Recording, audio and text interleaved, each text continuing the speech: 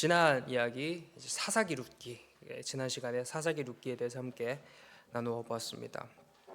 두 개의 키워드를 가지고 함께 나누었는데요. 첫 번째는 그때의 이스라엘의 왕이 없음으로였습니다. 하나님을 왕으로 생각하지 않는 이스라엘이었습니다. 하나님보다 다른 게 더 옳고요, 하나님보다 다른 게 더 좋고요, 하나님보다 다른 게 더 행복한 이스라엘이었던 것이었습니다.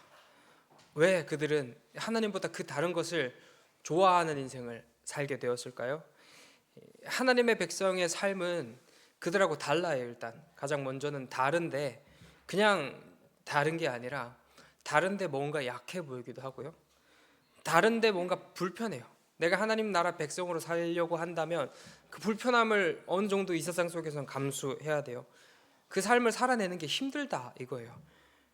그래서 하나님 왕이 아닙니다, 나는 하나님 백성이 싫습니다 라고 계속 끊임없이 거부했던 삶을 살았던 것 같습니다. 두 번째로는 하나님의 능력을 이용만 하려고 했었습니다. 하나님 전능하신 하나님, 능력의 하나님이신 거 알겠는데 내가 필요할 때만 나의 하나님이 되어주세요. 내가 이거 필요할 때 하나님이랑 상관없으니까 저는 하나님 말고 다른 거 좋겠습니다.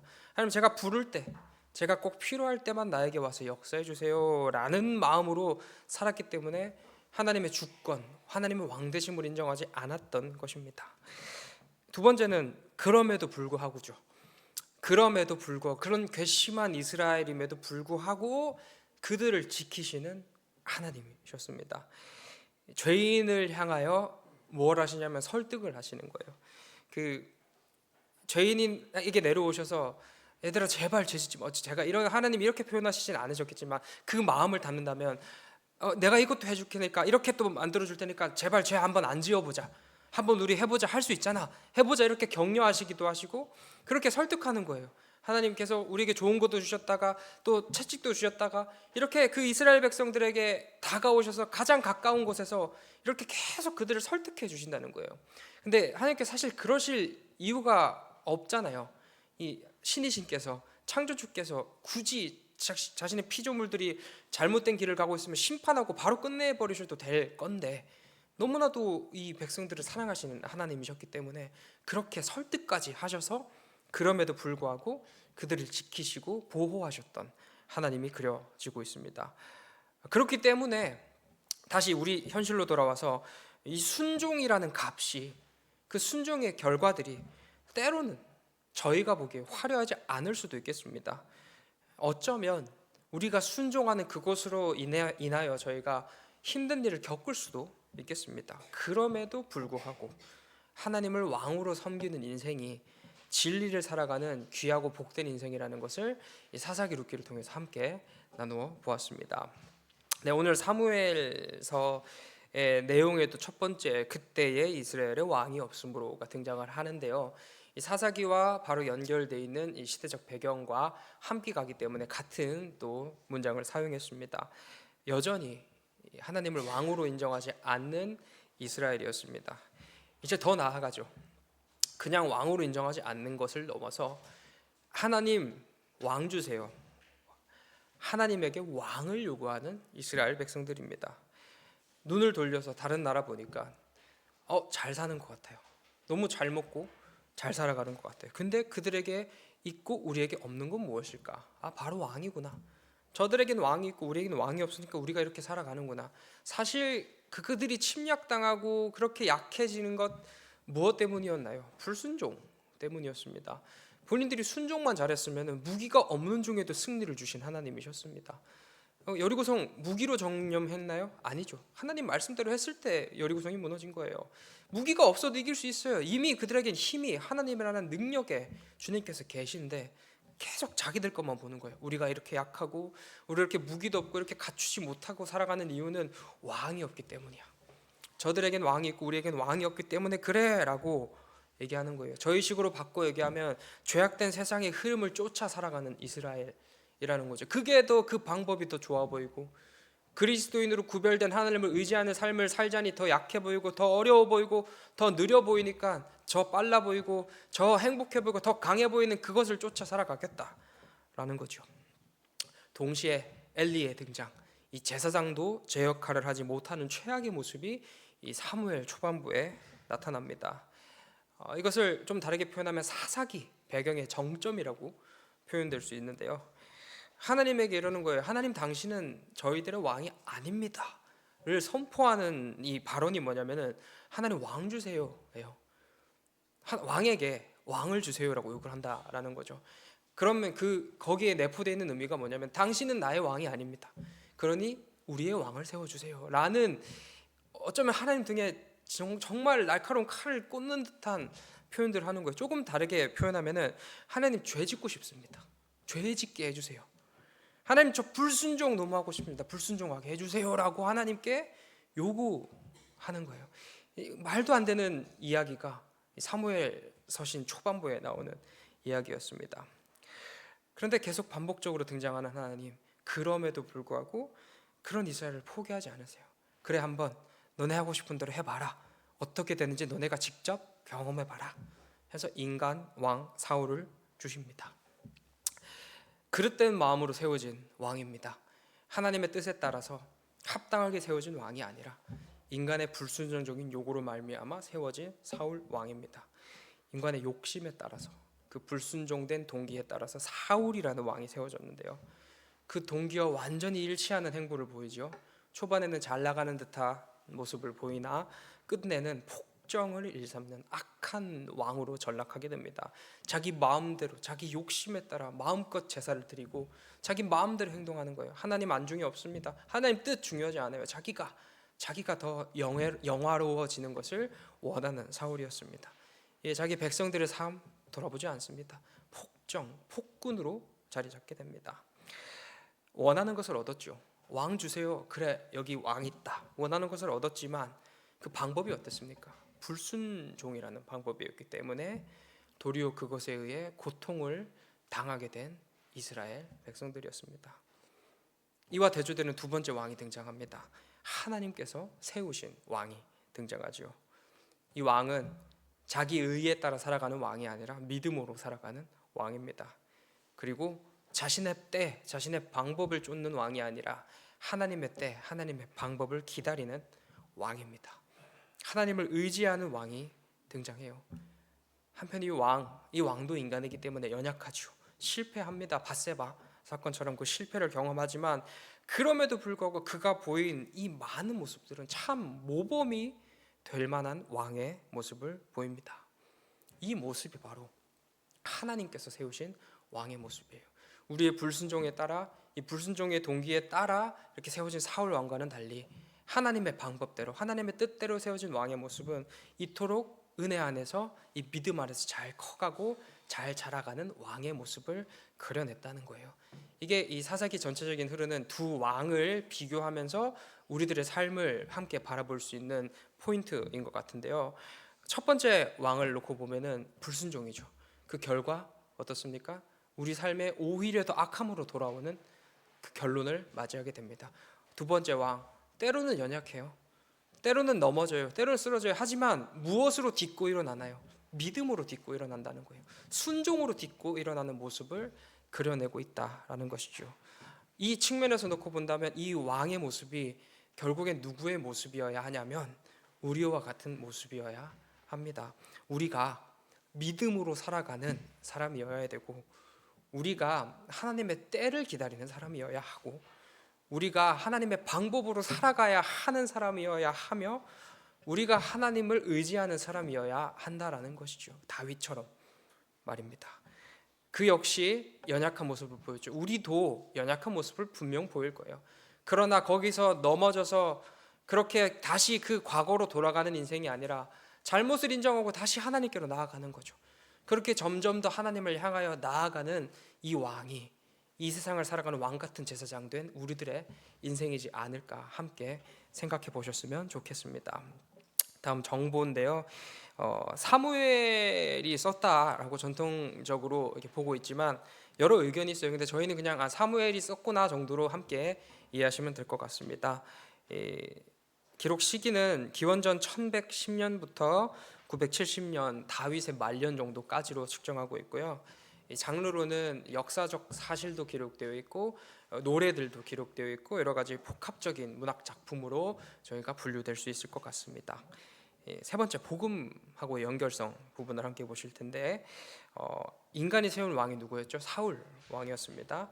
인간의 욕심과 인간의 죄와 인간의 불순종이 얼마나 악한지가 분명하게 드러난 사건이었습니다. 두 번째 등장한 왕, 하나님께서 세운 왕이지요. 다윗이에요. 하나님의 법과 질서, 하나님의 뜻을 수호하는 인생을 살아간 다윗이었습니다. 이와 같은 왕, 다윗과 같은 왕의 그 정점에 뭐가 서 있냐면은 다윗의 후손으로 오실 예수 그리스도께서 서 계신다는 거예요. 다윗은 약했죠. 다윗은 넘어졌습니다. 하지만 절대 넘어지실 수 없는 왕께서 그 다윗의 후손으로 오신다는 거예요. 가장 탁월하신 분께서, 가장 완벽하신 분께서 이 땅에 오시는데 누구의 후손으로 오시냐면 다윗의 후손으로 오신다라는 거예요. 여기서 그려내고 있는 것은 무엇이냐면 다윗은 선했지만 하나님의 눈에 들었지만 그럼에도 연약한 인간이었습니다. 인간의 한계예요. 이 인간 왕의 한계, 인간 제사장의 한계, 인간이라는 어떤 존재의 한계를 뛰어넘는 우리는 그 대상이 필요한데, 저희의 목적에 따라서 필요한데 그분께서 오신다라는 것을 예고하는 사건이 사무엘 서신에 등장한다는 거죠. 다윗의 후손으로 오실이라는 문장과 함께 우리는 무엇을 볼 수 있냐면 그리스도 예수를 바라볼 수 있다라는 거예요. 연약한 다윗이 아니라 완벽한 그리스도 예수, 넘어지는 다윗이 아니라 절대 넘어지실 수 없는 가장 탁월하신 그리스도 예수께서 이 땅에 오심을 저희는 사무엘 서신을 통해서 바라볼 수 있습니다. 그렇기 때문에 이렇게 복음하고 저희는 사무엘 서신을 연결 지을 수 있을 것 같습니다. 마지막으로는 키워드 한 단어로 이해할 텐데요. 다시 또 언약으로 돌아왔습니다. 여러분 예전에 첫 시간쯤에 혹은 좀 출애굽기 즈음에 저희가 신해산 언약, 저기 노아 그 보존 언약 얘기하면서 함께 이 언약에 대한 얘기들 함께 나누어 보았습니다. 이 언약 다시 한번 정리하고 넘어가면 나는 너희의 하나님이 될 것이고, 하나님께서 말씀하시는 거예요. 너희는 내 백성이 될 것이다. 이게 언약의 핵심인데요. 이 언약에는 조건이 있습니다. 순종을 하면 나는 너희의 하나님이 될 것이고 너희는 내 백성이 될 것이고, 불순종하면 난 너희의 하나님이 되지 않을 것이고 너희는 내 백성도 아니다. 다르게 말하면 순종하면 복을 받고 불순종하면 저주를 받는다. 이게 이 언약이라는 것의 핵심인데요. 처음에 언약, 인간의 대표와 하나님께서 언약을 맺어주시죠. 선악을 알게 하는 나무의 열매를 동산 중앙에 가장 잘 보이는 곳에 두시고 이때에 순종과 불순종의 기로가 열리게 됩니다. 순종하면 이 하나님의 나라의 모델되는 에덴이라는 기쁨의 동산에서 영원토록 행복하게 너가 모든 복을 누리면서 살아가게 될 거야. 하지만 불순종하면 너는 에덴에서 쫓겨나게 될 거고 나의 영원한 진노 가운데 놓이게 될 거야. 저희 잘 아시는 대로 인간은 불순종하게 됩니다.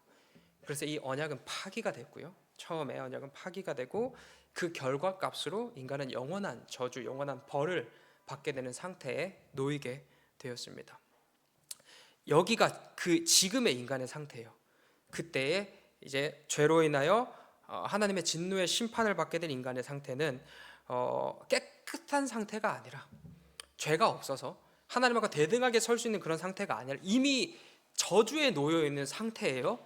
이 상태로 하나님께서 다시 언약을 맺어주시는 거예요. 여기서 발견할 수 있는 건 뭐냐면 언약은 은혜다라는 거죠. 처음에야 깨끗한 상태일 수 있겠죠. 죄 없는 아담과 하나님하고 맺어주신 이 언약이라고 한다면 그럴 수도 있겠다 싶습니다. 하지만 그 두 번째, 세 번째로 나오는 그 언약들은요, 이미 더러워진 존재를 상대로 그래도 다시 기회를 줄게, 그래도 너희들을 살 기회를 줄게라고 하나님께 계속 체결해 주시는 그 언약이었습니다. 근데 그 언약조차 누가 깨나요? 하나님 쪽에서 깨시나요? 아니요, 우리 쪽에서 깨는 거예요. 지키지 못하고 또 불순종하고 또 불순종하고 또 불순종하고. 그러나 하나님 어떻게 하십니까? 매번 갱신시키시고 그렇게 우리를 구원하신 하나님이십니다. 보존 언약, 노아 언약이죠. 무엇입니까? 그 인간이 그렇게 폐역해서 다 쓸어버리셨지만 그래도 그래도 나는 너희를 구원할 구원 계획을 이어가겠다 말씀하신 하나님의 언약입니다. 아브라함 언약은 이제 구체적으로 좁혀주시는 거예요. 시와 땅이야 얘들아. 그리고 시내산 언약은 법과 질서, 이제는 한 나라로 좁혀졌습니다. 시와 땅이라는 방대한 이 범위에서 한 나라라고 하는 이 범위로 좁혀졌어요. 그리고 지금 다윗 언약이 등장하는 거예요. 다윗 언약은 기존에 맺어졌던 언약과 유사한 방식인데요.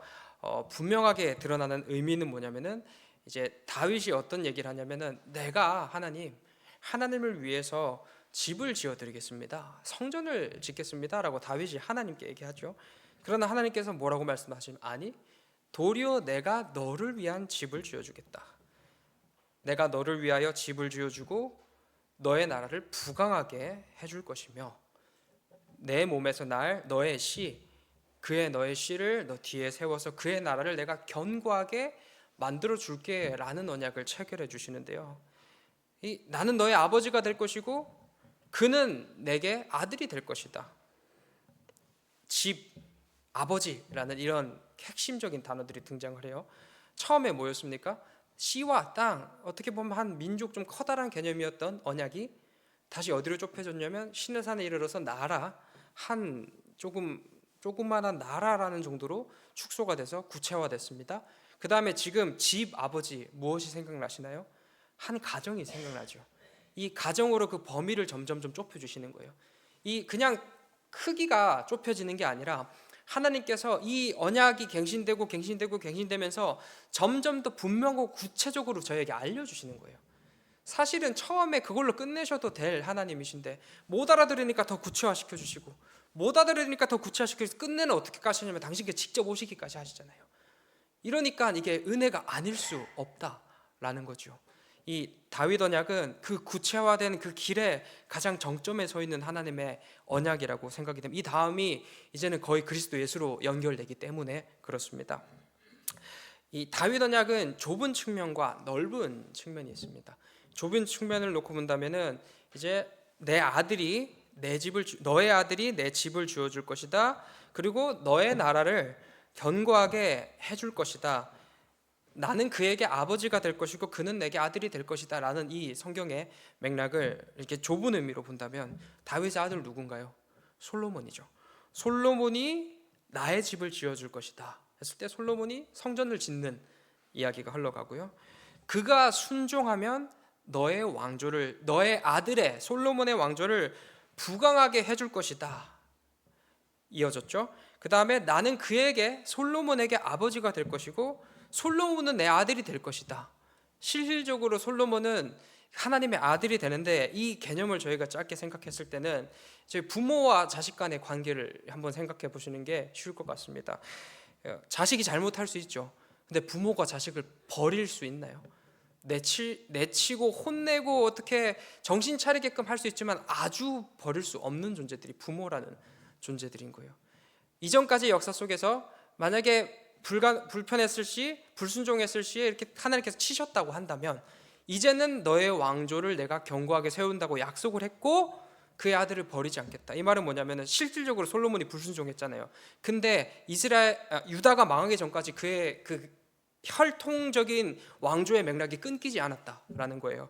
징계는 하되 왕위를 뺏지 않겠다는 하나님의 약속을 반드시 하나님께서 지켜주셨다라는 겁니다. 그렇게 하나님께서 은혜를 베풀어 주셨다고 한다면 넓은 의미로 놓고 보면은 아들이 지어줄 집, 하나님의 독생자이신 그리스도 예수께서 지으실 성전에 대한 이야기가 다윗 언약에 담겨 있는 의미입니다. 예수 그리스도께서는 부활하셔서 우리들의 머리가 되어 주셨죠. 그리고 우리를 당신의 지체 삼아 주셔서 모든 성전들로 세워 주셨습니다. 예수 그리스도께서 세우실 성전 바로 우리와 같은 또 이 보이는 교회와 같은 이 모든 공동체를 예수님께서 세워 주셨어요. 아들이 지어줄 집이 현실화됐습니다. 그리고 나라가 견고해진다라고 했는데 이 교회들이 들어갈 곳이 어딘가요? 끝내는 영원한 하나님의 나라겠죠. 주님께서 완성시켜 주실 그 나라, 이미 주님께서 그 나라를 견고하게 해 주셨습니다. 그리고 내가 너의 아버지가 되겠다. 너는 내 아들이 될 것이다. 우리는 그리스도 예수와의 깨어질 수 없는 연합으로 말미암아 하나님의 양자가 되었습니다. 구원받았다라는 겁니다. 다시 말해서 다윗의 후손인 예수 그리스도로 인하여 구원받은 우리가 하나님의 자녀가 되고 하나님은 우리의 아버지가 되어 주셨다라는 겁니다. 이렇게 다윗 언약은 지금에 이르러서 완벽하게 성취가 되었습니다. 그렇기 때문에 이 다윗 언약이 언약의 정점이다라고 이렇게 표현될 수 있는 것 같습니다. 언약이라고 하는 것은 죄인을 향한 하나님의 은혜이자 사랑이라고 생각합니다. 자격 없는 자에게 반복되게 주어지는 기회, 은혜가 바로 언약인 것이죠. 못 알아들어요? 못 알아들으니까 더 구체적으로 해도 못 알아들으니까 더 좁혀주시는 하나님이신 거죠. 그렇게 구체화된 게 저희가 함께 나눈 다윗 언약입니다. 근데 이 다윗 언약 잘 보시면 누가 그 언약을 이루시나요? 처음 언약이라 했을 때 순종해라, 순종하면 복 받고 불순종하면 저주받는다 해서 그걸 순종한 당사자가 누구냐 이거예요. 인간입니까? 아니요, 하나님이세요. 결론적으로 그 언약을 지켜주시는 분도 하나님이시다라는 겁니다. 다윗의 후손으로 오실 예수 그리스도께서 우리 모두를 하나님의 전으로 삼아주셨고요, 우리가 깨어질 수 없는 연합을 이뤄주셔서 우리로 하나님의 자녀가 되게끔 해주셨고요, 이 모든 과정 속에서 그 나라를 세우시고 견고하게 만들어주실 분도 우리가 아니라 하나님 예수 그리스도셨다라는 겁니다. 이 모든 기회와 조건과 자격을 누구에게 주나요? 하나님을 왕으로 인정하지 않는, 왕이 없다고 외치며 욕심에 따라서 왕을 세우는 실패도 저지르는 그 당신의 백성들을 위하여 하나님께서는 이러한 은혜를 펼쳐 주신다라는 것입니다. 하나님께서는 죄인을 향해서 이토록 말도 안 되는 사랑과 은혜를 부어주십니다. 그리고 딱 하나, 제가 생각했을 때는 물론 정답이라고 할 수는 없겠지만 저는 하나님께서 딱 하나 요구하시는 것 같아요. 순종이라고 생각합니다. 근데 사실 하나님 이미 아시리라 생각합니다. 우리가 순종하지 못한다는 사실을 이미 주님께서는 아세요. 그리고 역사가, 그 성경의 수많은 역사, 우리들의 인생의 역사가 그것을 증명하고 있습니다. 이로 우리가 볼 수 있는 것은 하나님께서 저에게 바라시는 순종은 완벽한 순종은 아닌 것 같아요. 하나님께서 그 완벽한 순종을 바라지도 않으시리라 생각됩니다. 다만 우리 마음 가운데 이 진실로 하나님을 향한 순종의 마음이 있기를 주님께서 원하신다 생각합니다. 마치 다윗처럼, 다윗이 사실 하나님께서 집이 없으셔서, 능력이 없으셔서 장막에 거하신 게 아니시잖아요. 근데 다윗은 그 뜻을 사실 다윗은 깨닫지 못했던 거예요. 하나님을 정확하게 봤다고 한다면 하나님 그걸로 좌우된 하나님이 아니시지라고 충분히 생각할 수 있을 법도 한데, 다윗은 그거는 보지 못했어요. 하나님의 뜻은 보지는 못했을 수 있겠지만 그 마음으로 이렇게 고백하는 거예요. 나는 이렇게 좋은 데 사는데 하나님은 저 천막에 계시네. 하나님을 위하여 좋고 멋진 집을 내가 한번 지어 드려 봐야겠다. 이 마음이 틀린 마음일 수도 있겠습니다. 하나님을 잘 알지 못해서 그릇된 방법으로 그런 마음을 썼을 수도 있겠습니다만 하나님께서 그 마음을 보셨다라는 거예요.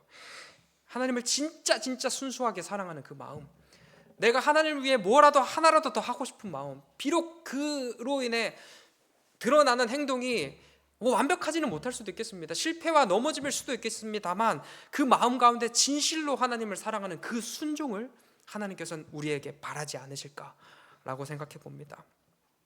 사랑하는 마음으로 행하는 모든 행동들이 비록 그 모든 것이 하나님의 뜻에 딱 맞아 완벽할 수는 없을지라도 할 수 있는 저의 가장 뜨거운 마음으로 진실로 하나님을 사랑하는 것, 그게 바로 하나님께서 우리에게 원하시는 순종이라 생각합니다. 우리 모두 우리를 그토록 사랑하시는 하나님 앞에 가장 순수한 마음으로, 가장 뜨거운 사랑으로 내가 하나님의 기쁨이 되었으면 좋겠다, 나의 삶이 하나님을 기쁘시게 해드리는 삶이었으면 좋겠다, 그리고 그 하나님과 함께 영원토록 즐거운 나날들이었으면 좋겠다. 한편 하나님께 주셨으니 내가 갚는다, 보답한다라는 생각이 아니라 진실로 다윗이 보여주었던 것처럼 순수 그 자체인 그 사랑으로, 하나님을 사랑하는 마음으로 하루하루 살아가는 우리 모두 되시길 소망합니다. 기도하겠습니다. 사랑이 많으신 하나님 아버지, 저희가 어찌 하나님의 마음을 다 알 수 있겠습니까, 주님? 그러나 그렇다고 주저앉지 않게 하여 주시옵소서. 그래서 불순종하지 않게 하여 주시옵소서. 우리의 마음을 쏟아, 우리의 영혼을 쏟아 하나님을 사랑할 수 있도록 저희를 변화시켜 주시옵소서. 그로 인하여 참으로 기뻐하고 참으로 즐거워하는 그 삶으로 나아갈 수 있게 인도하여 주시옵소서.